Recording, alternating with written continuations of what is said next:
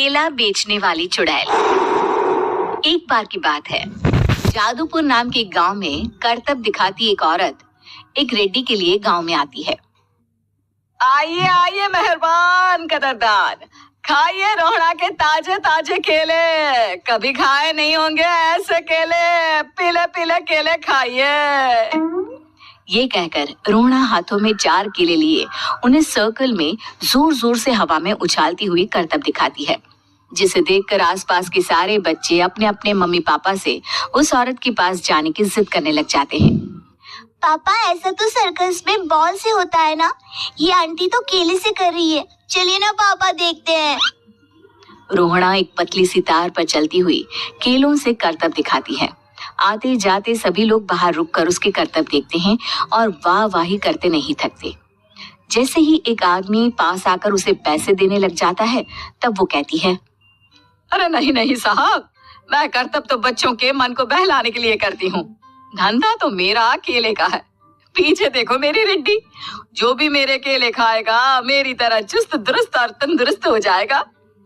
पता चलता है क्या कि मेरी उम्र 55 की है। अरे पर ऐसे ठंड के मौसम में कोई केला क्यों खाएगा? ये ऐसे वैसे केले नहीं है साहब, ये शरीर में गर्मी देते हैं, ठंड को दूर भगाए जो भी रोहिणा के केले खाए। पापा, अगर मुझे केले नहीं मिले तो मैं घर नहीं जाऊंगी। तभी उसके पापा कहते हैं कि बेटा, केले ठंड में कभी गर्मी नहीं देते। ये सब कहने की बातें हैं, सामान बेचने का तरीका है इनका। पर पिंकी नहीं मानती। मैं केले खाऊंगी। पिंकी की जिद के आगे नत्थू हार जाता है और उसे केले खरीद कर दे देता है। पिंकी खुश होकर केले घर ले आकर खाती है। अब मैं भी करतब करूंगी, कितना मजा आएगा, जादुई केले। पिंकी पहला केला खत्म भी नहीं करती कि वो बेहोश हो जाती है। दूसरे केले से एक काला धुआं आता है और रोहड़ा चुड़ैल बनकर बाहर निकल आती है। मेरे भूतिया केले बच्चे न खाए, ऐसा हो ही नहीं सकता। जादूपुर वालों, कब तक बचोगे? आ गई हूँ मैं रोहड़ा, जिसका कोई नहीं कर सकता सामना। रोहड़ा पिंकी को गोद में उठाकर काले धुएं में कहीं गायब हो जाती है। शाम के वक्त नत्थू घर लौटता है और पिंकी को घर में ना पाकर उसकी माँ से कहता है, माँ पिंकी कहाँ है?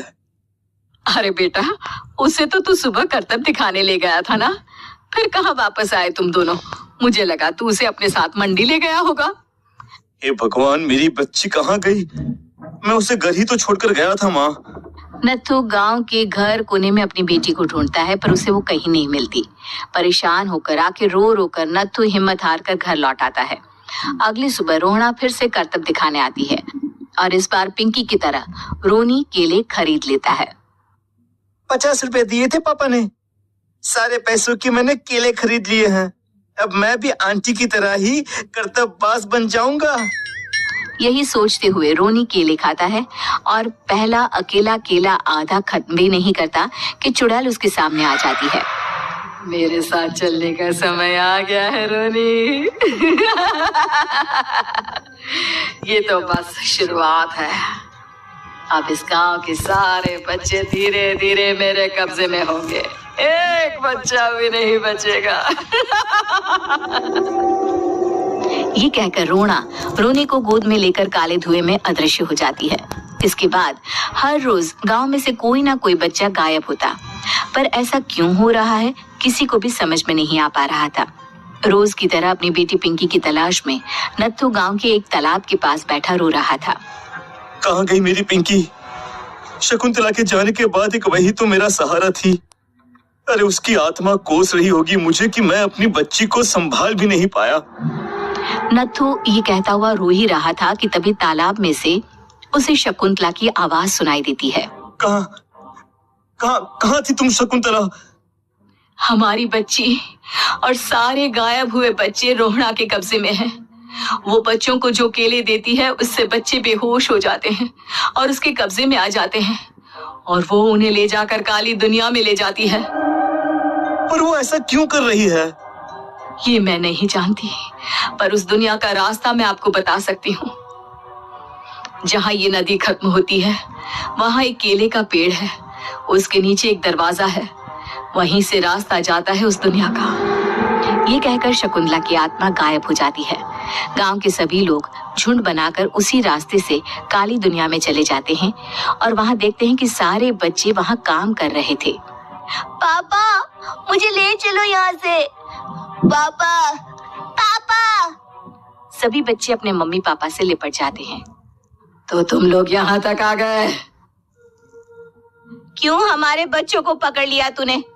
तुझे शिकार ही बनाना है तो ले, हम सब आ गए हैं, हमें खा ले। नहीं, मुझे बच्चे चाहिए। मेरे बच्चे के बदले तुम लोगों के बच्चे। क्या मतलब? मैं इसी गांव में रहने वाली एक औरत थी। केले की चोरी के इल्जाम में मेरे बेटे को गांव वालों ने इतना मारा कि वो मर गया। उसी दिन मैंने ठान लिया कि गांव वालों का भी वही हाल करूंगी।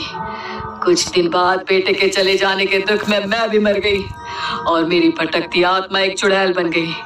और फिर मैंने बदला लिया तुम सबके बच्चे छीनकर। बर्दाश्त नहीं कर पाए ना? सोचो मुझ पर क्या बीती होगी। हमें माफ कर दो रोना। पता नहीं ये किसकी गलती थी, पर हम सभी माफी मांगते हैं। हमारी खुशियां लौटा दो, तुम भी तो एक माँ हो। गांव वालों की बात सुनकर रोना का मन पिघल जाता है और वो बच्चों को छोड़ देती है। उसके बाद काली दुनिया बच्चों के लिए जादुई दुनिया बन जाती है। अब कोई भी कभी भी